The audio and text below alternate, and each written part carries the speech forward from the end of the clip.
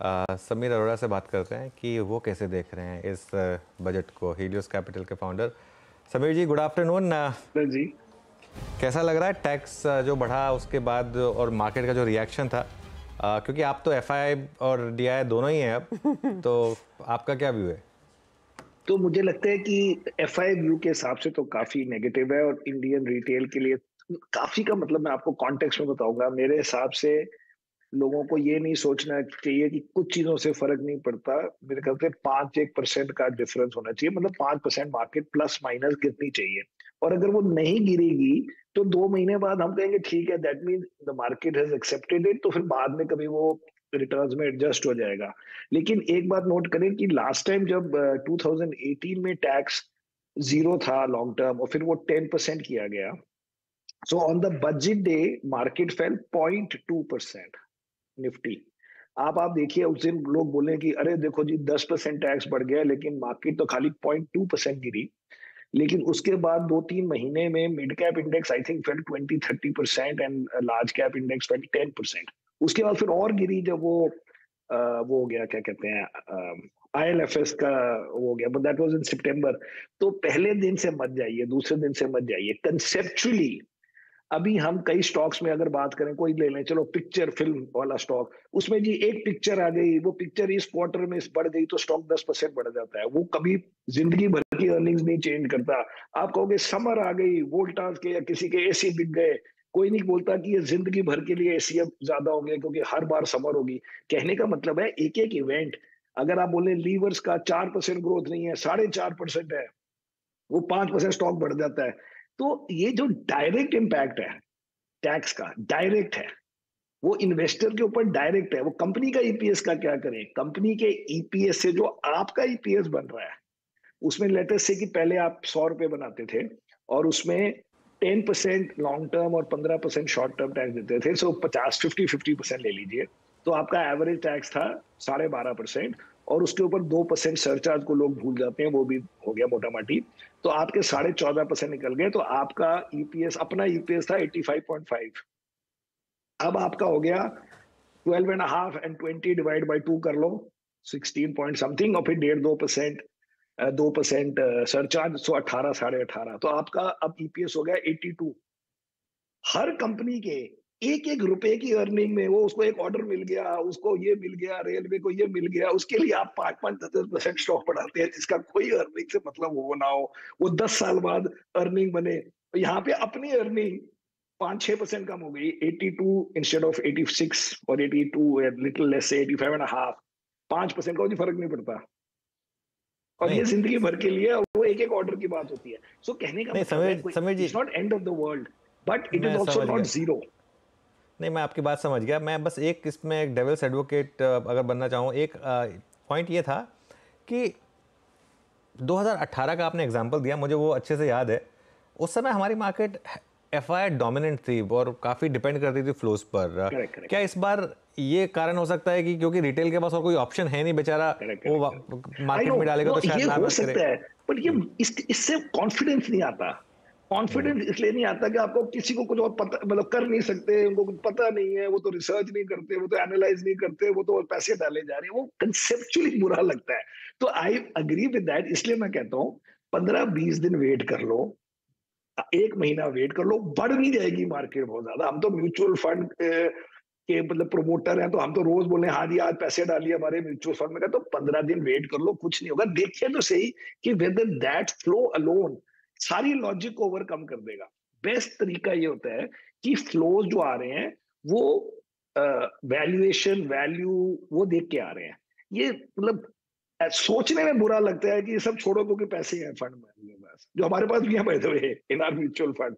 तो इसलिए मैं उसको अभी नहीं फोकस कर रहा। उसको है कि अगर कुछ नहीं हो रहा, हाँ जी चलो ये रीजन है, but that is not the pure reason.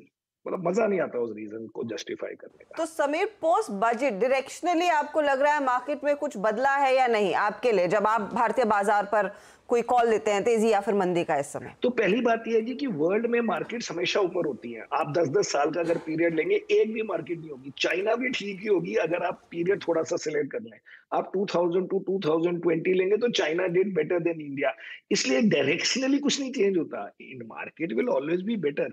लेकिन आपके बीच में कोई 10% ग्रो कर रहा है, कोई 12 कर रहा है। कोई भी मार्केट ऐसी नहीं है कि एक 8 कर रहा है और एक 25 कर रहा है ओवर लॉन्ग पीरियड। तो ये सारा गेम इतना ही है कि 5-6% आपके अगर वेस्ट हो गए या निकल गए तो आपके 6 महीने जिंदगी के निकल गए। अब उसके बाद शुरू करोगे, लेकिन वो कैचअप नहीं होता। तो अगर बिग पिक्चर डायरेक्शन लें कि जी 10 साल में क्या होगा, वो बहुत बढ़िया है। आपको जी 5 साल में क्या है, बहुत बढ़िया है। आपको जी 2 साल में हम कहेंगे ठीक ठीक है। आपको जी 1 महीने में हम कहेंगे बड़े नर्वस है। तो ये है स्टोरी। इसलिए इन दोनों को मिक्स करने से तो हर आदमी आके बोलेगा बहुत बढ़िया जी, India catch up story, which I agree. And मैं उसका सबसे बड़ा बेनिफिशियरी होगा क्योंकि एफआई भी है और म्यूचुअल फंड भी है। लेकिन आई एम अज्यूमिंग कि ये डिस्कशन है कि अभी क्या होगा। ये डिस्कशन उन फंड मैनेजर्स की तरह नहीं है कि 5 साल के लिए बहुत बढ़िया स्टोरी है। वो उसको कितना कोई खराब कर देगा बीच में आके, कोई नहीं खराब कर सकता ना हुई। तो वो तो अंडरस्टूड है जी।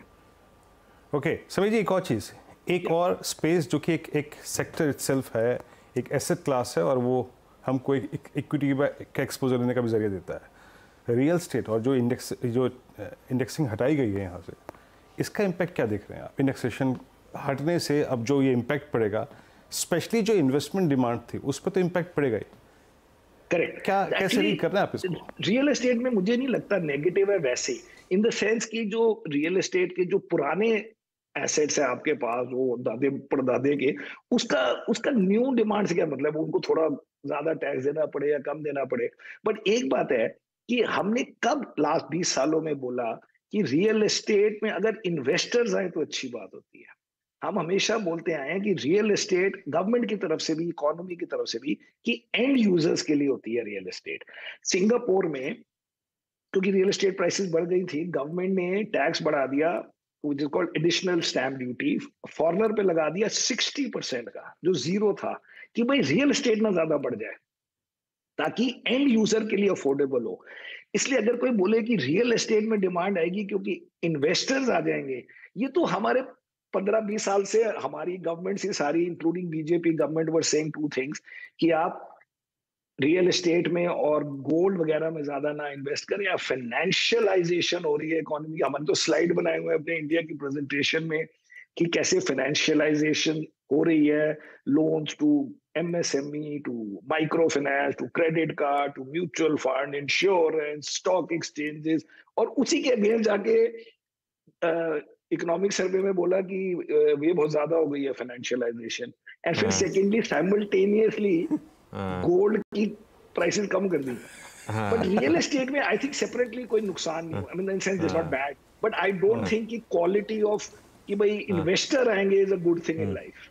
नहीं सर, बहुत बहुत शानदार बात कही आपने। मेरा अगला सवाल यही था कि मैसेजिंग कंफ्यूजिंग हो रही है ना। फिर एक तरफ तो आप डिजिटाइजेशन की बात करें, तरफ लिख दिया कि 2008 का एग्जांपल दे दिया कि ओवर फाइनेंशियलाइजेशन नहीं होना चाहिए, और फिर वो लोगों को बोला कि हाँ, लोगों को बोला था कि सॉवरेन गोल्ड लो, लेकिन वो गोल्ड के प्राइस गिर गए। तो कहीं ना कहीं थोड़ा कंफ्यूजन है। तो क्या उससे फाइनेंशियलाइजेशन को कोई नहीं डिस्प्यूट कर सकता कि हम अपने आप, इंडिया भी कर रहा था, and that it is a good thing. तो वो थोड़ा हो गया, बट इट्स ओके। मतलब इसे छोटी मोटी चीजें चलती रहती है उसमें। वैसे सेइंग, आप अगर आप लॉन्ग टर्म बात करो तो क्या गलत है? कुछ नहीं गलत। आप कहो कि ये 5% टैक्स को ऐसे आपने ऐड कर दिया और किसी को फर्क ना पड़े। मुझे खाली इस लाइन से ऑब्जेक्शन है कि कोई आके बोले it does not matter. If it does not matter, आप अगर ब्रोकिंग के हेड हो तो आप क्या 50-50 पेज की हमें रोज रिपोर्ट भेजते हो कि किसी टेक कंपनी ने 2% गाइडेंस को 2.5 कर दिया तो इसलिए 6% मैंने प्राइस टारगेट बढ़ा दिया। ऐसी होती है ना लाइफ, और ये तो डायरेक्ट है।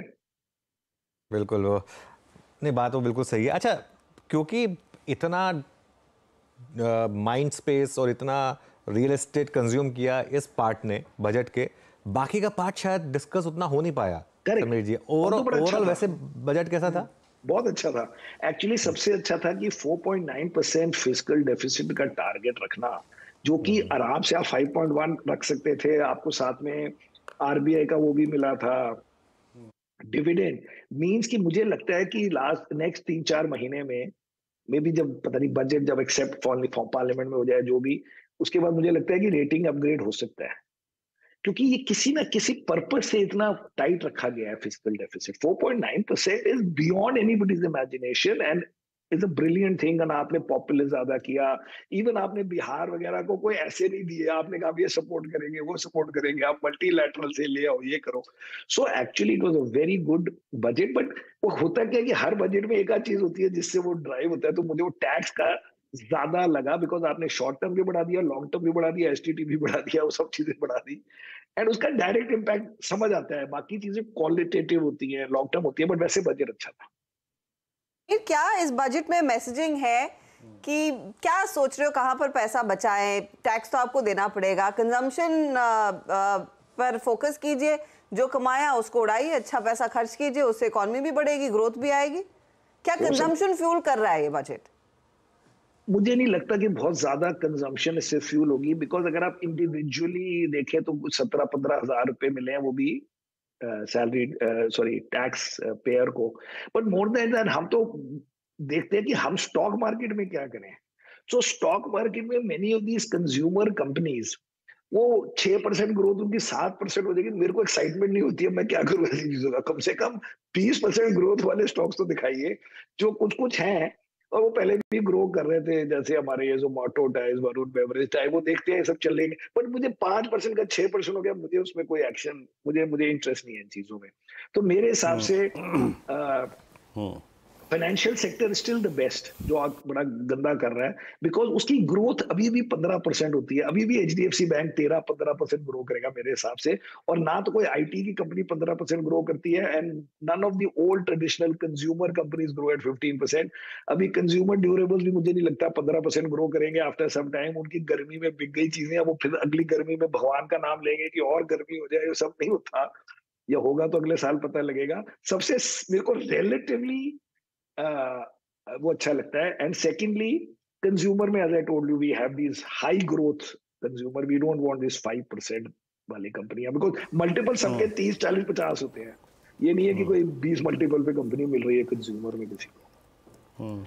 अच्छा समीर सर, अभी तक के इस अर्निंग सीजन को आपने कैसे रीड किया, स्पेशली जिस पर आपका व्यू डिसाइसिवली अब तक नेगेटिव रहा है? आई मीन, या फिर आपने कहा तटस्थ व्यू रखा है कि अभी आईटी को हम हाथ में लगाएंगे, है ना? आईटी उसके नंबर्स कैसे लगे आपको, स्पेशली उसके नंबर्स में भी कुछ खास बात नहीं है, लेकिन अब मुझे लगता है कि एलिमिनेशन से आईटी सेक्टर इज बेटर। क्योंकि हम क्या है, आपके 7-8 सेक्टर है, अब आप एक एक करके उनके प्लस माइनस देखते जाओ। तो लेटर से फाइनेंशियल मैंने आपको बता दिया। लेट से आपसे कि आप कहते हो डिफेंस, रेलवे, आपको क्या लगता है कितनी स्टोरियां चलाएंगे, कितने सालों तक ये स्टोरी चलेगी, क्या ऑर्डर मिलेंगे, क्या होगा? हम सोचते थे कल कोई बोलेगा कि जी ये ट्रेन 500 ट्रेन हो जाएंगी, वो वंदे भारत हो जाएगी, हो जाएगी। अब कौन बोलेगा और कौन सुनेगा टिल द नेक्स्ट बजट? अब आप किस फ्यूचर होप में, किसी में था कि प्राइवेटाइजेशन हो जाएगी, फिर प्राइवेट पब्लिक हो जाएगा, कोई कंटेनर कॉर्प में हो जाएगा, कोई पीपीसीएल हो जाएगा, कहाँ हो किया वो सब। अब इसलिए मुझे नहीं लगता कि न्यू मनी को ज्यादा इंटरेस्ट होगा। सो अब आपके पास है financial which is okay, consumer which some parts are okay, and then you are left with IT, जिसके रिजल्ट मुझे नहीं लगता कि बड़े अच्छे थे। बट समबडी कैन से कि चलो बॉटम हो गया उनको, अब अगले साल दैट इज 26 में कुछ ग्रोथ नजर आएगी। And so on the margin, although हमने नहीं लिया, हमने एक ही स्टॉक लिया है उसके बाद, मतलब मेरे पास 2 हैं, पहले एक होता था, 2 हो गए हैं। बट फिर भी मैं बिना ओन करे कहता हूँ शायद वो बेटर है सबसे, मतलब आफ्टर फाइनेंशियल। मैं समझता हूँ आपका बहुत बड़ा पोजीशन है फाइनेंशियल्स में, लेकिन क्या थोड़ा सा आपको नहीं लगता कि इस समय मतलब आप कहीं एक जिद में तो नहीं बैठे कि नहीं मेरे को फाइनेंशियल्स में ही रहना है? क्योंकि फाइनेंशियल्स के देखिए नंबर्स नहीं आ रहे हैं, वो डिपॉजिट भी उनको नहीं मिल रहे हैं, निम्स पे भी प्रेशर है, तो प्रेशर तो है काफ़ी हद तक। आप बैंक की बात कर रहे हैं, नहीं मैं जनरल बात कर रहा था पहले। बट मुझे एक और भी है बाय द वे, हमने मुझे नहीं लगता कि आज ये जो जैसे स्टॉक्स दिखा रहे हैं कि जी आपका एसटीटी, मतलब ये फ्यूचर्स एंड ऑप्शंस की स्टोरी खत्म हो गई है कि जी आपका एसटीटी बढ़ा दिया तो 5-5, 8-8% ये स्टॉक एक्सचेंज वाले स्टॉक्स बढ़ा दो या कमोडिटी एक्सचेंज वाले। ऐसे आपको लगता है कि सेबी चेयरमैन ने कहा कि देयर इज अ प्रॉब्लम, लेकिन वो एक्चुअली फाइनेंस मिनिस्टर की तरफ से बात कर रही थी कि भाई अब आप कर लेना जो करना है। जब आपने एज चेयरमैन ऑफ सेबी बोला कि this is a serious issue, तो क्या मतलब आप बेसिकली फाइनेंस मिनिस्टर को बोल रहे थे कि मैंने स्पीच दे दिया, अब आप अपने बजट में सब कर लेना, मैंने आउटलाइन कर दिया हुआ है? नहीं, आपको करना है वो। ये सब चीजें 1 मिनट में खत्म हो जाएंगी तो इतना गेम क्या बना। सो अभी बड़ी चर्निंग होनी है। Even I agree with all these bank शैंक्स, ये सब अब रिव्यू करना पड़ेगा 10-15 दिन बाद। अभी रिजल्ट आया फ्राइडे को, सैटरडे को, उसके बाद एकदम बजट का काम था, शांति से। मैं तो छुट्टी पर हूँ, ना भागे जा रहा है ऊपर ना भागे जा रहा है नीचे कि मैं अगले दिन सुबह उठ के सब चीजें डिसाइड करूं सीरियस वाली। बट आई थिंक सब कुछ नया हो गया, थोड़ा बहुत रोटेशन होगी सब जगह, from commodity, it's not commodity, sorry, capex infra type to this, from little bit of consumer to this, कोई IT, कोई financial काम ज्यादा सब होगा। अभी 1 महीने में बताएंगे आपको सब बातें। बट अभी तो ये है जो आपको बता दिया, और अभी कोई हमने सोचा भी नहीं है कि मैं कोई कर चुका हूँ आइडिया और आपको बता नहीं रहा। बट अभी it's okay, these are all. Sameer, क्योंकि आपने आईटी मेंशन किया तो मुझे याद है कुछ महीने पहले आप एब्सोल्युटली नेगेटिव थे, जीरो थे, वहां पर कुछ एक्सपोजर नहीं था, तो बढ़ने लगा है। नहीं, एक था केपीआईटी, वो था। जब मैं जीरो बोलता था, I used to always say कि नहीं सॉरी एक्चुअली एक है, but we used to think it is like a zero, क्योंकि 2.5 साल से एक ही स्टॉक था। तो अब हमने एक और लिया है। दैट्स व्हाई सेइंग, मेरे को लगता है मार्जिनली, मेरे पास अभी नहीं है, हमने कोई मीटिंग नहीं करी है, कोई कॉल नहीं करी है इंटरनली, बट मुझे लगता है on the margin by looking कि आप क्या लोगे, IT looks a little better than many of the others, but maybe in the end we say नहीं लेना। वो देखते हैं ना 10-15 दिन। मेरा मतलब किसी में हबड़ा दबड़ी नहीं है, बिकॉज ना वो ऊपर जा रहे हैं ना वो नीचे जा रहे हैं। मेरे हिसाब से मार्केट ऐसी चलती रहेगी, और 4-5% मुझे लगता है शायद करेक्ट होने में ज्यादा फेयर होगा अगर वैसे हो। अच्छा, कल टाइटन में इस तरह की तेजी बन रही थी जैसे आज लेने का मौका ही नहीं मिलता, considering of course duty cut देखने को मिला था। टाइटन कंसिडरिंग एक अंडर परफॉर्मर रहा है, इसके पियर्स का ज्यादा बेहतर प्रदर्शन था पिछले क्वार्टर में, और वो Q1 अपडेट्स में भी दिखाई दिया। इससे कुछ उम्मीद है क्या आगे बेहतर करने की? पता नहीं जी, मैं इंडिविजुअल स्टॉक्स में कईयों में नहीं बोलता, कईयों में बोल देता हूँ, बट बिग पिक्चर में अगर आप गोल्ड स्टॉक्स की बात करें तो मुझे नहीं लगता कि 9% या जो भी कट होने से बहुत लाइफ चेंज हो गई। बिकॉज पहले क्या होगा, आप लिख के ले लो कि पहले एक क्वार्टर में कहेंगे हमारी ग्रोथ बढ़ी है, लेकिन हमारा वन ऑफ लॉस है, क्योंकि हमारा कुछ इन्वेंट्री था, कुछ यहाँ पे पड़ा था, कुछ वहां पड़ा था, वन ऑफ लॉस आप लिख के ले लो होने वाला है। उसके बाद 2 क्वार्टर के बाद कहेंगे वन ऑफ लॉस नहीं है, बट वो वन ऑफ गेन भी खत्म हो गया। सो एंड में कोई फर्क नहीं पड़ना, बट मार्केट विल से वो वन ऑफ लॉस है, ये परमानेंट है। Second thing is 9% fall in gold को एनालाइज करना बड़ा आसान है। 9% लोअर प्राइसेस गोल्ड की थी 6 महीने पहले,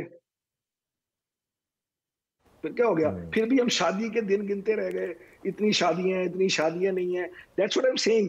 बाकी चीजों में हम एक एक क्वार्टर की बातें करते हैं, इस क्वार्टर में शादी ज्यादा हो गई, अगले क्वार्टर में नंबर ऑफ डेज कम है। कंज्यूमर वाले कहते हैं ये 90 डेज थे, 91 डेज नहीं थे। वो IT वाले कहते हैं इस क्वार्टर में 2 छुट्टियां थी। इतनी ओवर एनालिसिस करते हैं और सिंपल एनालिसिस नहीं करते कि आपका 5% टैक्स बढ़ गया है। सो आई एम सेइंग, मुझे तो लगता है अभी कुछ नहीं करने की जरूरत। मैं तो अपने आप बोल रहा हूँ, मैं तो लॉन्ग ओनली म्यूचुअल फंड वालों की तरफ से बोल रहे थे, मुझे बाद में गालियां देके आप हमारा क्यों बोल रहे हो। आराम कीजिए, 2 हफ्ते देखे तो सही क्या होता है। 2 हफ्ते आराम कीजिए। तो आप कहाँ आराम कर रहे हैं समीर? मेरे को सुना आप फ्रांस में? मैं फ्रांस में थी, हाँ। मैं जरा ओलंपिक देखने की कोशिश कर रहा हूँ अगले हफ्ते। अभी तो मैं नीस में हूँ। हाँ, ओलंपिक, अरे वाह। तो अब मेरे ख्याल से अगले हफ्ते शुरू है ना? हाँ जी सर, फ्राइडे से है, बट मेरे पास ओपनिंग सेरेमनी की टिकट्स नहीं है, उसके बाद से है। अच्छा, चलिए ओलंपिक्स एंजॉय करिएगा।